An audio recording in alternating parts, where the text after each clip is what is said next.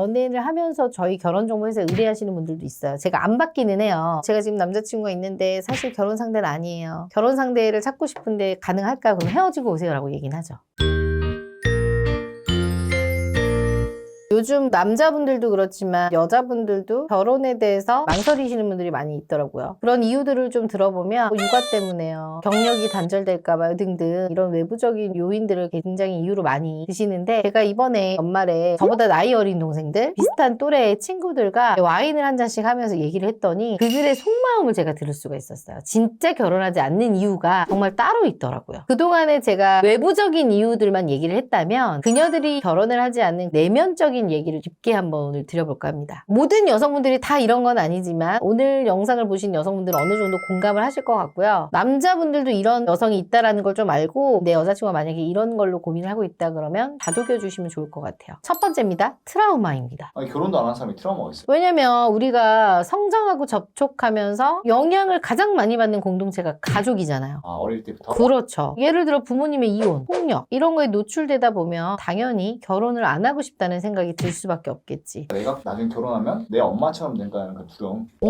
이번에 얘기한 그 동생 얘기도 들어보면 어릴 때 이제 부모님이 이혼을 하셨는데 그 엄마 아빠가 너무 싸우다 보니까 자기도 결혼하면 싸울까봐 행복하게 살 자신이 없대요. 근데 연애할 때는 안 싸우는 걸 내가 알고 있잖아. 그런데 자기는 결혼에 대한 환상이 아예 없대요. 자기는 결혼하면 무조건 싸울 것 같대. 그게 트라우마인 거지. 그런 트라우마가 있는 여자들을 남자들은 어떻게 해서든 좀 바꿔보려고 하지만 정신적으로 몸에 밴 거기 때문에 사실 바뀌기가 쉽지가 않죠. 그런 거 있잖아. 사람은 고쳐 쓰는 거 아니다. 이런 말이 괜히 있는 게 아니거든요. 만약에 내가 남자라면 결혼 전에 내 여자에게 가족 간에 트라우마가 있는지에 대해서 한번 체크해봤으면 좋겠어요. 어떡해요? 추석이나 명절, 가족들과 좀 모임이 있는 중요한 날, 가족들과 어떻게 시간을 보내는지. 정말 화목한 가족들은 그 시간에 만나서 여행도 가고 밥도 먹고 할 텐데 안 보고 사는 가족들은 어때요? 안 만나고 따로따로 지내거나 뭔가 이유를 대고 하겠죠. 그런 모습들을 좀 봐보라는 거죠. 근데 또 그런 거를 정말 상황이 안 돼서 못 가는 경우도 있잖아. 그럴 때는 뭐 어린 시절의 에피소드 얘기 있잖아. 가족들과의 추억이 많은 친구들은 지내다 보면 부모님 얘기를 많이 해요. 근데 이제 그렇지 않은 친구들은 덜 할 수밖에 없거든요. 기억이 많이 없기 때문에. 그런 것도 좀 꼼꼼하게 체크할 필요가 있죠. 두 번째입니다. 삐뚤어진 결혼관입니다. 대부분 20대 후반에서 30대 여성들은 연애 경험이 있어요. 거의 다. 근데 이때가 진짜 가장 위험해. 이때 내 주변에 친구나 혹은 친한 언니, 동생이 결혼한 그 남편의 스펙 있죠. 그게 나의 기준이 돼버리는 거지. 나랑 같이 놀던 친구가 그냥 그런 친구였는데 갑자기 어느 날 변호사랑 결혼을 하고 또 어떤 한 친구는 돈 많은 사업가랑 결혼을 해. 그럼 내 기준이 이제 거기에 머무르는 거야. 아, 내 친구도 저 정도 갔으니까 나도 저 정도는 가야 돼 라는. 나도 모르게. 그래서 여자들은 특히나 친구들 영향 많이 받잖아요. 자신의 기준에 맞춰진 게 아니라 내 친구도 저 정도 갔는데 사회 기준에 맞춰서 말 그대로 친구 기준, 내 주변 사람들 기준에 맞춰서 결혼 상대를 생각하고 있는 거죠. 근데 솔직히 말해서 대부분의 남자들이 사회적 기준에 미달되는 경우가 많잖아요. 뭐가 하나 괜찮은 뭐가 부족하거나. 그때도 우리 컨텐츠에 평범남 찾기 제일 어려웠잖아. 어렵죠. 근데 이런 평범남들 중에서도 뭐 하나 빠지거나 뭐 하나 부족한 꼴을 여자들이 못 볼 수 있다라는 거죠. 그래서 본인의 잣대에서 사회적인 기준에 미달하는 남자들은 여자들 어떻게 하냐? 그냥 연애만 해. 아, 안 헤어지고. 안 헤어지고. 왜요? 그냥 남 주기는 또 아깝고 나가 갖기는 또 싫은 거지. 그러니까 이제 내가 결혼할 상대 나타날 때까지 잡고 있는 거야. 이거는 다 그런 건 아니지만 연애를 하면서 저희 결혼 정보에서 의뢰하시는 분들도 있어요. 제가 안 받기는 해요. 제가 지금 남자친구가 있는데 사실 결혼 상대는 아니에요. 결혼 상대를 찾고 싶은데 가능할까? 그럼 헤어지고 오세요라고 얘기는 하죠. 남자들도 그러신 분들이 간혹 있죠. 그래서 제가 해결 방법을 하나 드리면 이 여자와 정말 결혼하고 싶다면 내가 이 여자 기준에 맞추는 거야. 월 1,000만 원을 버는 남자를 원해. 그럼 내가 월 1,000만 원을 벌면 되는 거고. 말하기가 쉽나요?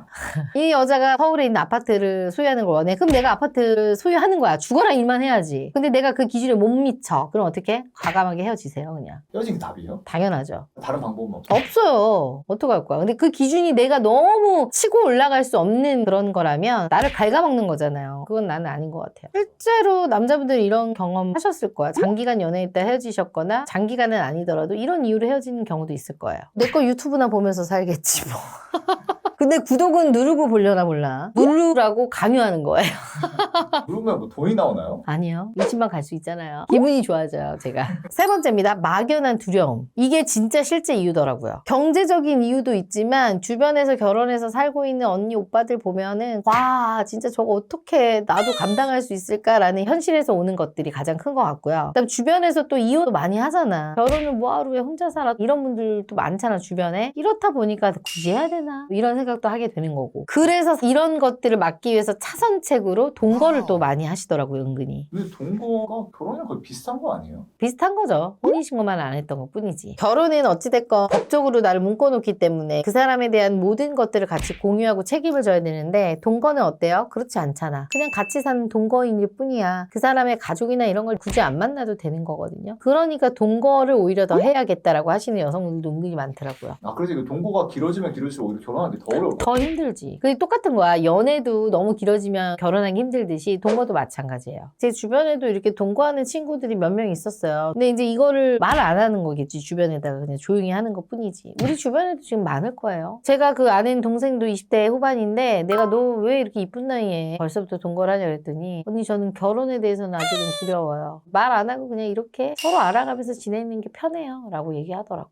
네 번째입니다. 경제적, 사회적 지위가 향상되면서 여자들의 삶이 높아졌다. 여자들 이제 돈 벌 만큼 벌잖아요. 그러니까 어때? 큰 소리 치죠. 그러다 보니까 어때요? 남자들이 눈치 보기 시작하죠. 내 얘기예요.